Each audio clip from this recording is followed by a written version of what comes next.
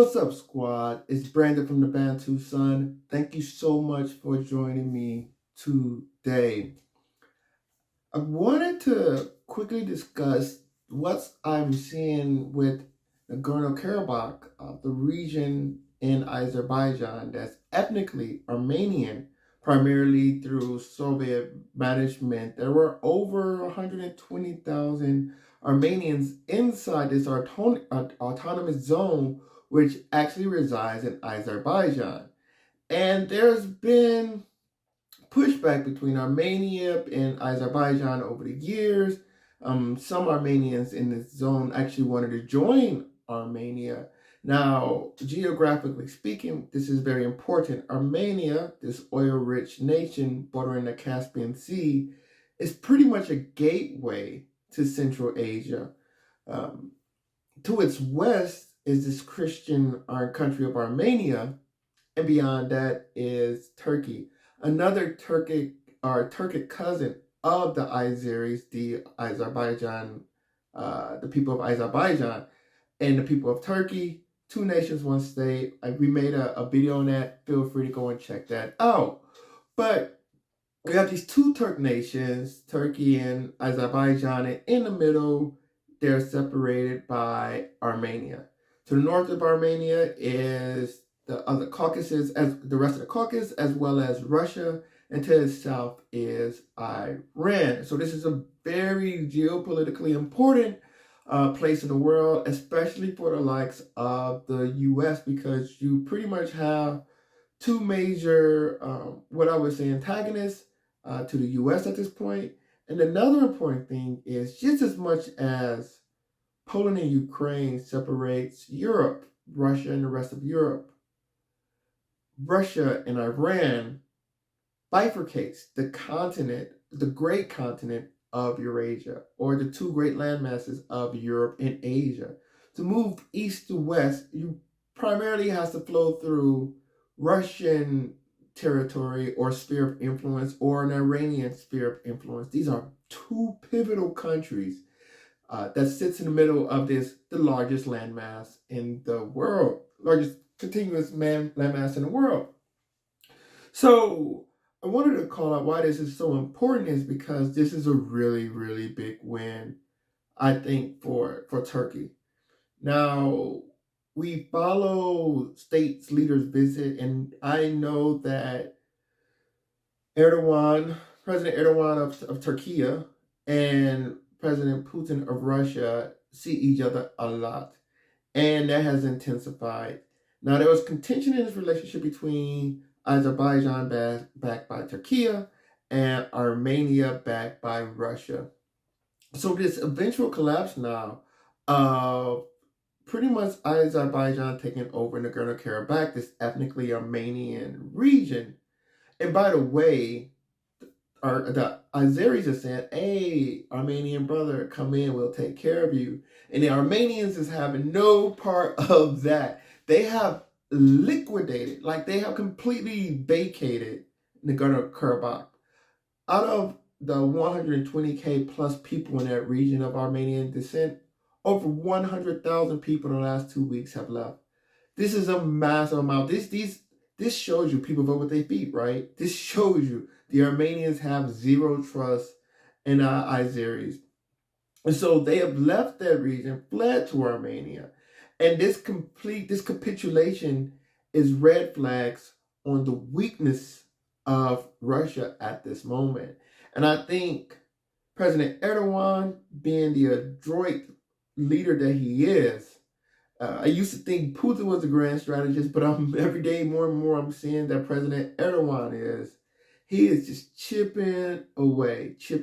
I find this relationship between Turkey and Russia very interesting because under the shield of NATO, President Erdogan is nibbling back piece by piece the influence in this region that was taken from Turkey during its days as the Ottoman Empire. And the nation that most detrimentally have taken from the Ottoman Empire is Russia.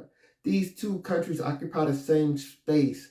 When one gets stronger, the other get weakly, and the inverse is proportionally the same. There's a direct relationship between the waning of the Ottoman Empire and the strengthening of the Russian Empire at the time. And now I'm seeing there's the same correlation or a direct correlation between the waning of Russian influence and the strengthening of Turkish influence. And although President Putin may think Erdogan is an ally, I definitely think President Erdogan is cashing in on Ottoman 2.0 and the furthering strengthening of the Turkic people of the region. Now, how close Azerbaijan and Turkey will become is of great interest. On one hand, because on one hand, I'm seeing this growing influence, and this gives, as we previously stated here on this channel, Turkey a lot of influence in direct access to the Caspian Sea, further strengthening its role as the energy center for Europe. Whether you're looking at the pipelines coming from south to Qatar or from the Caspian, and other moves it's looking to make, especially with Russia being on the outs and not able to compete for those markets in Europe because of sanctions. Turkey is getting stronger and stronger and stronger, and there's not much many can do about it. NATO's not going to come down on them really because they are a member. They may have strong words, but Turkey throws some bait to get them off their back, whether that's in ascension of new NATO members such as Finland and Sweden, or new deals through energy allocation. Russia, on the other hand, completely ostracized. Putin has been caught completely flat-footed on this entire situation, unable to subdue Ukraine fully. This is definitely taking up a lot of its bandwidth at the moment. It's ostracizing them. And this is seen with Armenia basically joining the international community, the International Criminal Court, the ICC. This is a Eurocentric concoction created in Europe, pretty much telling other countries, although ironically, I don't know who has committed more war crimes on a grand scale than Europe. But this is a European concoction telling other leaders in the world that they're bad guys and prosecuting them accordingly. I ask you to look at their prosecution list, and I'll tell you the vast majority of people, like over 99%, are not people that look like Europeans. I'll put it that way. In fact, that they're a lot more closer to my skin tone than the Europeans. And the International Community Court relishes in prosecuting African criminals, which they should be, but asserting European jurisdictions over other countries. While in Europe, I find it to be a tad bit tacky. So, for lack of better phrasing, it's in poor taste. But that being the case, the International Community Court do prosecute a person of Slavic, whether that's Serbians, and now they have a warrant for Putin. Armenia joined the criminal court based off of what many would say is because they're pissed off at the Russians. The Russians didn't protect them. That was the deal. Russia protect Armenia, Turkey protect Azerbaijan, and the big boys were supposed to hammer this out. Russia was not able to come through. And the reason why Russia wasn't able to come through was because Russia doesn't have the influence to come through. And they're trading and trading and trading. And obviously, this is one of the trades that Russia had gave up. They gave up Nagorno-Karabakh to the Turks because I think Putin needs breathing room that can be provided from Turkey in the short term. In the long term, there's only so much that Erdogan could do for Russia, but I think he's going to get as many pounds of flesh he can from Russia while he can. And Putin, as he grasps for straws and trying to maintain his stronghold on power, he's going to make as many deals as possible at the expense of anyone outside of Russia. That's quite evident at this point in time. So Armenia's on the back foot, and this also highlights two other main things I wanted to get into. One, the Azerbaijan, Turkey, Israeli, this triangular alliance, very interesting. Israel has been a great supplier of weapons and arms to Azerbaijan during this time. This alliance that they've kind of put put together between these three countries. I find it to be very interesting how these alliances work out as they support each other. And I think this speaks to a weakness or lack of strength thereof on the behalf of the countries that were supporting Armenia. Primarily it was Russia, but in the background you also had Iran pushing for protection of Armenian sovereignty and India as well.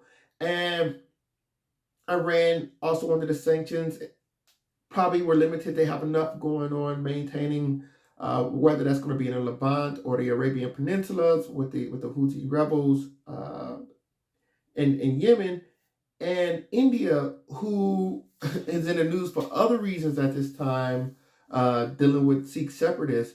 But India has yet to be able to act in a muscular fashion on a foreign stage. That's just a fact. Now, we made a SWOT analysis about India and why we believe that is so. We think that India is a big ball of yarn with many hanging threads. And if this one thing that the assassination of the Sikh has shown is that India is very sensitive to its territorial integrity, and they have to keep all these different ethnic groups in pace with each other, or you may break out in a massive partition. And this is not unheard of in India, right? Like, ask Bangladesh, ask Pakistan.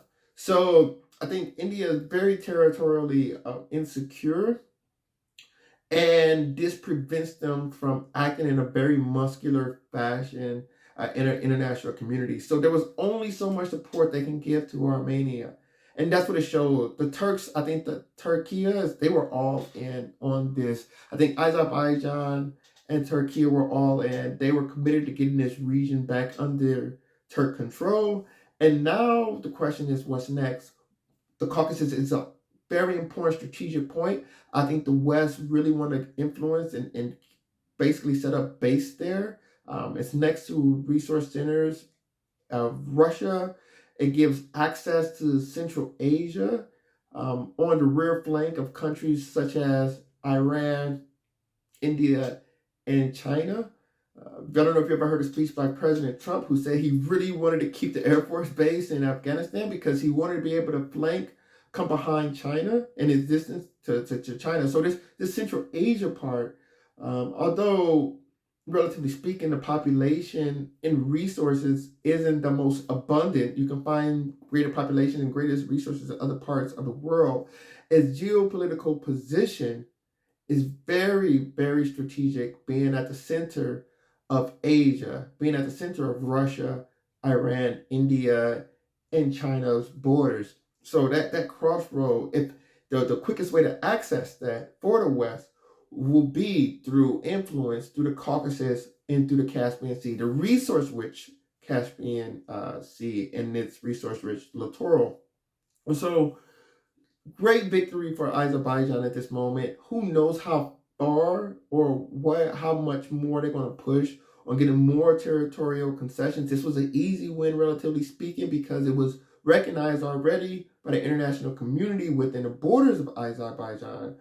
But don't forget, Armenia still splits a portion of Azerbaijan off from its other side, as well as separates or sits between Turkey and Azerbaijan. Now, Armenia is a very important nation. It is so historically important. It's one of these Georgia, Armenia, they've been around almost forever. Armenia is the first recognized Christian country. This shows you the historical importance of this nation. So to see it being pushed around by the Turks at this time, I mean, and this is just the Turks doing what the Turks do. Don't forget, the Turks were Asiatic invaders that pretty much kicked the Greeks out of the Anatolian Peninsula. So this is just the Turks doing what the Turks do. But it's going to be interesting to see how this relationship continuously evolves, how the borders continuously shift, and alliances are made, and fakers are exposed. But it's also going to show us how much pressure can the Russian territorial integrity endure. And so we're going to keep an eye on this region. Love to hear your thoughts. Comment below if you agree or disagree with what I said. I'd love to hear your thoughts.